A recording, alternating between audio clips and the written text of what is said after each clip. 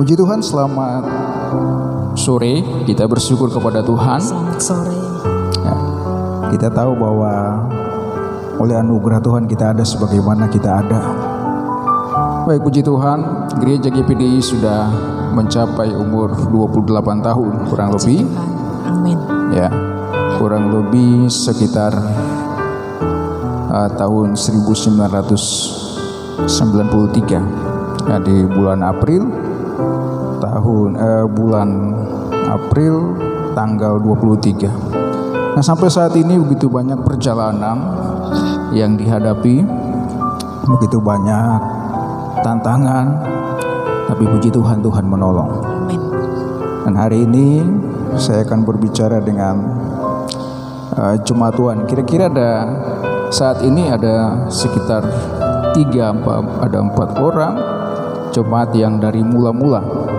Ya, ada Pak Jody, Bapak Joni, lalu Ibu Rusmini, lalu Ibu Lian. Ya, pada saat ini saya akan mewawancarai Ibu Lian saja mewakili untuk semua jemaat. Haleluya. Baik, puji Tuhan. Terima kasih atas kehadirannya Ibu Lian, dengan banyak yang dikorbankan waktunya saat ini bisa ada bersama-sama kita. Terima kasih banyak. Dan saat ini saya sebagai gembala bertanya, tentunya ada kisah-kisah yang terjadi bagaimana pelayanan pekerjaan Tuhan di tahun-tahun itu, dengan susah payahnya hamba Tuhan melayani dengan tantangan, ya, almarhum Bapak Pendeta Joseph Damaledo. Ya, baik, puji Tuhan. Seperti yang sudah pernah saya dengar, yang menjadi cerita selalu Ibu Lian cerita, kira-kira waktu itu ya, awal mulanya istri daripada hambanya Pendeta Joseph Damaledo, yaitu Ibu Ripka, ya, benar ya Bu Lian, ya, bertemu di sekolah gitu ya waktu itu ya. Nah, puji Tuhan, nah itulah awal mula. Jadi Ibu Gembala dahulu bertemu dengan Ibu Lian. Bisa Ibu ceritakan kira-kira gimana Bu Lian saat itu? Maksudnya waktu saya bisa menjadi jemaat di situ. Iya benar. Oke. Puji Tuhan, waktu itu anak saya yang kedua masuk TK.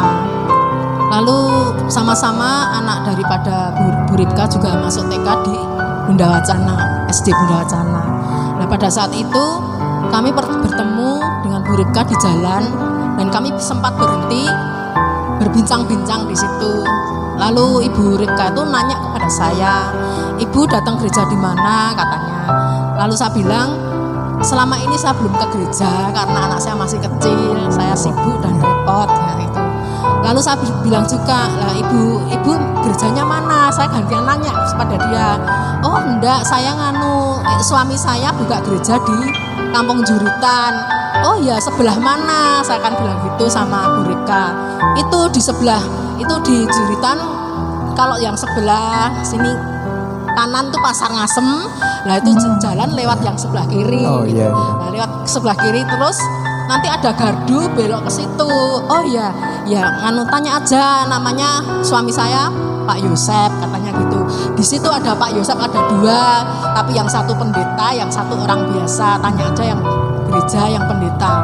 Lalu saya, "Oh ya, coba kebaktiannya jam berapa?" Dia bilang waktu itu jam 8 juga, pagi jam 8, sore jam 5. "Ya nanti kalau saya ada kesempatan tak datang ke situ."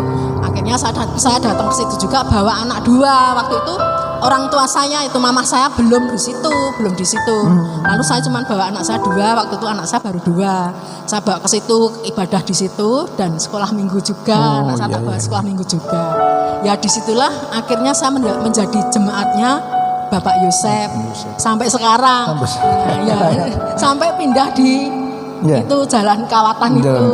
Oh, itu di sana. Kira-kira waktu Ibu Lian dulu ibadah pertama kali itu ada berapa orang itu kira-kira? Itu ya lumayan banyak ya, sampai hampir penuh ya. Kira-kira ada 30-an ya. Tempatnya ya puji Tuhan. Sekali ya, kecil sekali.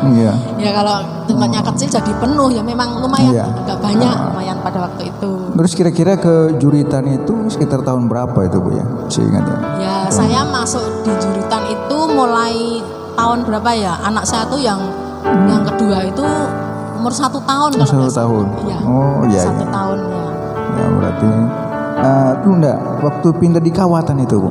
Oh, pindah di Kawatan. Masih ingat ya? Oh ya. Tahun berapa ya? Di Kawatan. Tahun 2000 bukan Ibu? Tahun 2003 nah. 2002 akhir gitu ya. Kurang lebih lah segitu. Iya. Ya, puji Tuhan. Jadi memang Tuhan berkati, jadi ada tanah yang didoakan gitu ya Bu ya. Ceritanya didoakan kalau misalnya menang karena tanah itu menjadi kudeta juga ya, jadi ketika didoakan maka Tuhan gerakan jadi tempat itu dihibahkan ya tadinya buat gereja ya. Iya. Ya. Tapi ya sejak di situ memang saya tahu banyak pergumulan juga. Iya. Terus ini anugerah Tuhan Bu ya, bisa bertahan dari pertama kali tahun 94 berarti ya. Kalau saya tahu jadi gereja dibuka itu pertama kali dirintis itu tahun 93. Dan memang ada banyak kesaksian dari Ibu Ripka tentang ada yang menolong dari gereja lain, sempat jalan-jalan tendang-tendang plastik kok isinya daging, itu mujizat. Ya, banyak hal yang terjadi. Jadi puji Tuhan, Ibu Lian dari ya termasuk jemaat mula-mula ya pada saat dirintisnya pekerjaan Tuhan gereja GPD Kalam Hidup. Ya, baik. Terima kasih Ibu Lian. Sebentar Pak. Oh iya, ada yang ditambahkan silakan. Ada kesalahan, Ya, kesalahan sedikit. Waktu saya masuk ke gereja Juritan awal itu anak saya sudah masuk TK kok Pak, bukan 1 tahun. Oh. Ya. Oh iya. Anak saya yang kedua itu masuk TK kecil pertama, maksudnya gitu. Oh, iya, Lalu saya iya. bertemu dengan Bu Ripka. Bu Ripka. Ya. Oh ya berarti sudah kurang lebih Ya. 4 tahun dan 5 tahun ya Bu ya. Ya, betul. Oh iya berarti sudah TK ya. Ya, sudah masuk TK kecil pertama. Iya berarti sudah. Jadi pada saat 93 gereja dirintis dibuka ya 4-5 tahun ke depannya baru masuk ya. Puji Tuhan. Terima kasih Ibu Lian, Tuhan memberkati. Jadi ketika di Kawatan ya saya juga sebagai hamba Tuhan membantu pelayanan pekerjaan Tuhan di Kawatan sejak tahun 2009. Di situ pergumulan demi pergumulan bersama Ibu Ripka, bersama jemaat. Kita sudah bergandengan tangan, kita doa semalam suntuk, tanah kita sudah injak-injak. Perjuangan kita ya Pak. Perjuangan. Tetapi memang saya berdoa, kenapa kok Tuhan belum buka jalan? Kalau orang lain Tuhan tolong gereja lain, luar biasa, miliaran uang bisa terkumpul sedemikian rupa, tanah gereja bisa dibeli dan sebagainya. Nah, waktu itu ketika memang harus pindah di tempat di Losmenan yang saat ini, memang saya berdua sempat kecewa sama Tuhan. Tuhan, kenapa Tuhan tidak tolong? Tuhan berikan sebuah ayat di dalam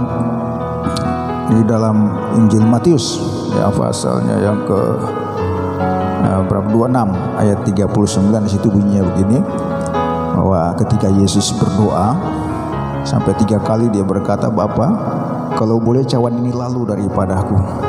Artinya Yesus sebagai manusia dia tidak mau masuk dalam penderitaan. Makanya dia berdoa, kalau boleh cawan penderitaan ini lalu daripadaku. Tetapi toh Yesus harus mengalami penderitaan, gitu, harus mengalami pergumulan. Karena kenapa? Pergumulan itu, penderitaan itu juga bagian dari kehendak Tuhan. Tadinya saya belum mengerti, tapi ketika kita ibadah di sini ya pertama kali, saya ingat itu mungkin sekitar bulan-bulan Agustus, itu juga waktu itu masih pas puasa, ya pas puasa menjelang Lebaran itu kita pindah di sini. Lalu ketika kami kita ibadah pertama kali, saya sama istri saya itu benar-benar menangis, menetes air mata. Kenapa? Karena rupanya itu bagian dari rencana Tuhan. Tuhan tidak jawab yang di sana, di sini harus di sini. Kenapa? Karena waktu pindah di sini ada beberapa jemaat yang datang pada Tuhan. Lalu di situ saya Tuhan bicara bahwa Tuhan mengasihi jiwa-jiwa sekitar sini. Ya, hanya saya bilang, iya Tuhan, terima kasih, saya mengerti maksudmu.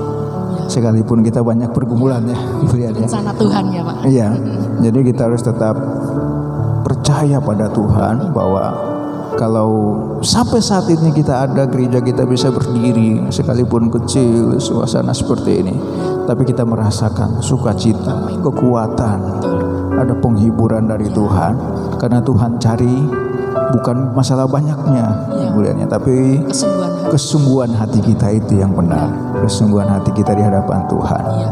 Ya, jadi puji Tuhan, kita bersyukur kepada Tuhan karena Tuhan Yesus baik menyertai gereja kita sampai saat ini umur ke-28 tahun. Kedepannya pada gereja ini menjadi berkat, menjadi teladan bagi banyak orang, bertumbuh, bertambah jiwanya, bahkan gereja ini bisa semakin besar.